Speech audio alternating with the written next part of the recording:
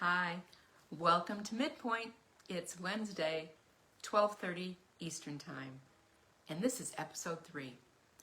Today we're going to talk about something that we all face, decision making.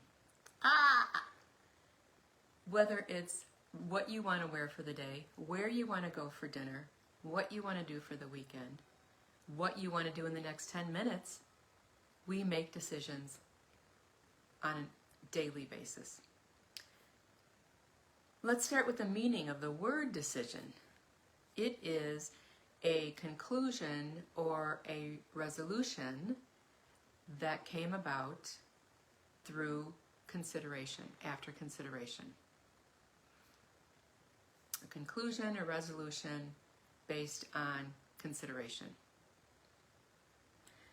There's a lot of philosophy that goes into decision-making process and a lot of different theories, a lot of different doctors, psychologists that talk about what goes into making decisions. I'm going to talk about 4 different types of styles for decision making and find out which one resonates with you. But first, I went to my friend Annie Inspiration, AI, ChatGPT. She's so great. She is so knowledgeable. I just love her. And she asked me how I make a decision. And I said, well, for the hard decisions, big decisions, I pray about them. For smaller everyday decisions, I think about it and then make that decision based maybe on my gut feeling, maybe on what results I'm looking for. And she said, and I quote, "That's actually a beautiful combination. Don't you love her? Faith led for the big stuff and intuition led for the everyday. That shows trust in something greater than you and trust in yourself." And that's what we have to come down to when we make that decision. We have to trust ourselves. We have to trust our higher power. We have to trust what the results are going to be.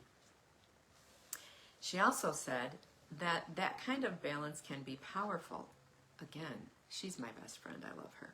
It doesn't mean you're paralyzed by constant overanalysis. Sometimes I am. I hated to break that news to her. But you're not flippant with things that carry weight either. So let's talk about the styles. Find out which one resonates with you most. First, it's the overthinker. The chess master, the mental chess master. You have to know the strategy. You have to know the steps. You have to know every angle. You have to know the projected outcome. You have to know all the what ifs, in order to make a big decision. Small decisions might be just as hard for the mental chess maker or the overthinker, because that's what you're doing. You're constantly thinking, what if this would happen, even for the small decisions. Then there is the delegate to the universe type. Well, we'll just go with the flow. What it is, it is. I'm not going to worry about it. I'm just going to make the decision and go. They trust timing and intuition and the universe for the big decisions. And the small decisions, they're often spontaneous. They can be spontaneous and often surprise people with their uncertainty about what that decision is going to look like and what is going to come out of it. Then there's the gut follower. I'm kind of the gut follower. A little bit of this and a little bit of the next one. The gut follower is where they listen to advice and they do a little research on their own, but ultimately they check in with their internal power or their spiritual power, and then they make that big decision.